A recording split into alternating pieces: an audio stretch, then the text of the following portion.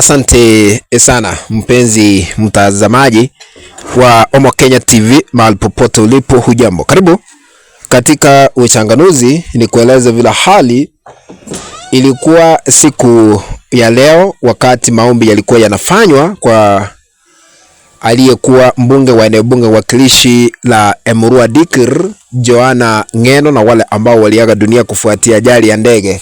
Vile hali ilivyokuwa, taharuki iliweza kutanda, vita kushuhudiwa, mashambulizi hapa na pale, kelele kuchacha katika uwanja wa shule ya msingi ya Emurua Dikir wakati maombi ya mwisho yalikuwa yanafanywa kwa wenda zao akiwemo Joanna Ng'eno na wa Kenya wengine watano, maombi ambayo yalikuwa yanafanyika uwanjani Emurua Dikir.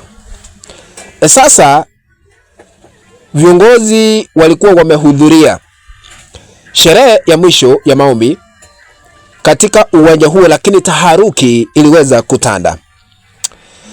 Oscar Sudi ni mbunge wa eneo bunge wakilishi la Kapsaret, Harun Jeriot na viongozi wengine ambao ni wandani wa Rais William Ruto waliweza kupigiwa na kushuhudia makelele na kuondoka ghafla wakati maombi hayo yalikuwa yanafanyika. Ni kipi hiki ambacho kilikuwa kinafanyika? Aliyekuwa mbunge wa eneo bunge wakilishi la Nandi Hills Alfred Keter alipokabidhiwa kipaza sauti ili kuomboleza na kuzungumza katika shughuli hiyo ya maombi ya mwenda zake Joanna Ng'eno na wengine watano waliokufa siku ya Jumamosi kufuatia ajali ya ndege, Alfred Keter aliweza kuwavamia viongozi kwa kuomba ya kwamba tunataka kujua,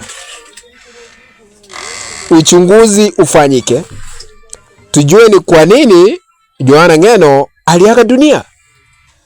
Wakati alizungumza hivyo, makelele yakaanza kutanda hapa na pale, huku waombolezaji waliokuwa wamejaa kila mahali uwanjani wakiamuka kutoka viti ambazo walikuwa wanakalia na kuanza shangwe kwa Alfred Keter kwa kuvamia viongozi kwa kusema ya kwamba tunataka kujua kiini chanzo, kwa nini aliaga dunia Joanna Ng'eno na Wakenya wengine watano kufuatia ajali ya ndege iliyofanyika kule Nandi.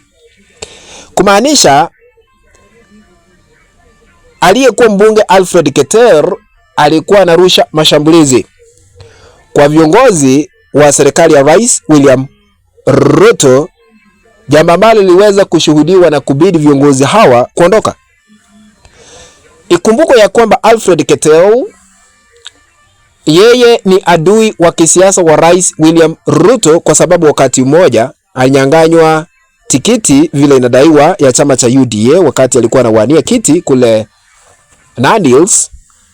Sasa kuna uhasama wa kisiasa kati yake na Rais William Ruto na chama cha UDA.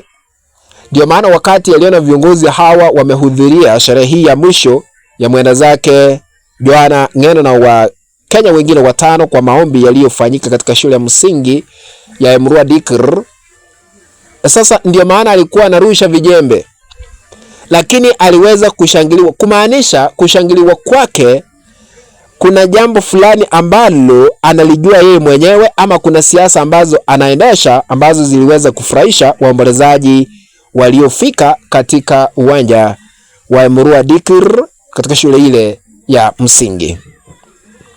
Siku ya Jumamosi, Joanna Ng'eno alikufa na Wakenya wengine watano wakati ndege waliokuwa wanasafiria ilipoanguka ghafla na kuwaua wote 6 na hata rubani wakaaga dunia. Sasa mazishi rasmi yatafanyika siku ya kesho. Vile tumeshuhudia makelele, vita hapa na pale, hatujui ni kipi ambacho kitafanyika siku ya Ijumaa. Kwa hivyo hali si hali. Sasa hivi baada ya watu wengi kuhitaji kujua ni kivipi Ng'eno aliweza kuaga dunia, kuna baadhi ya wale ambao wanadai kwamba huenda kifo cha Ng'eno kilikuwa ni cha kupangiwa, lakini hatuwezi kujua. Sharti tusubiri tuone uchunguzi ambao utafanyika na utabainika wazi kuhusiana na kilichosababisha ndege ile kuanguka ghafla na kuwaua Wakenya 6 akiwemo mbunge wa eneo bunge wakilishi la Emurua Dikir Joanna Ng'eno. Matamshi haya yaliweza kutolewa na aliyekuwa naibu rais Rigathi Gachagua wakati alitangaza kifo, wakati alikuwa kule Nyahururu. Aliweza kutangaza na kusema ya kwamba lazima tujue ni kivipi Ng'eno aliweza kuaga dunia, uchunguzi uweze kufanyika, huku akidai ya kwamba Ng'eno alikuwa msemaji wa jamii ya Kipsigis na alikuwa anapitia changamoto za hapa na pale kwa kutoa mashambulizi kila wakati kutetea jamii yake, kumaanisha kulikuwa na hatari, kulikuwa na yale ambayo yalikuwa yanaendelea. Akaomba uchunguzi uweze kufanyika, matamshi ambayo yameweza kurudiwa na Alfred Keter siku ya leo wakati alipokabidhiwa kipaza sauti ili kuzungumzia waombolezaji. Kwa hivyo hali si hali, lakini tutasubiri tuone ni kipi ambacho kitafanyika siku ya Ijumaa hapo kesho. Tuone wakati wa mazishi kutakuwa kivipi, ikiwa sasa hivi vita kushuhudiwa hapa na pale, hata maafisa wa polisi walishindwa kudhibiti hali vile ilivyokuwa katika uwanja wa ndege, ama yani uwanja wa shule ya msingi ya Emurua Dikir. Lakini tupo papa hapa kwa hakikisha ya kwamba tunawaeleza na kuwajulisha yale ambayo yanaendelea. Oscar Sudi naye aliweza kumshambulia Rigathi Gachagua wakati alifika nyumbani mwake Joanna Ng'eno, akisema ya kwamba yeye ndiye aliweza kutuma wahuni. Sasa sijui leo wahuni walitumwa na kina nani na viongozi wa serikali walikuwa, lakini maajabu yaliweza kushuhudiwa. What do you think? Kufikia hapo mpenzi mtazamaji, ndipo natia kikomo katika uchanganuzi wa masuala ya kisiasa. Tukutane katika kanda ambayo nitaitengeneza hapo baadaye.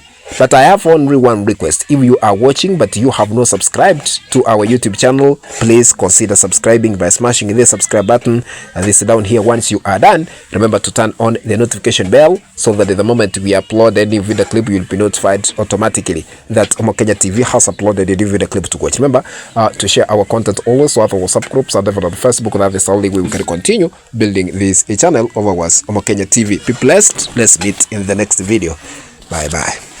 Thank you for watching. Adios.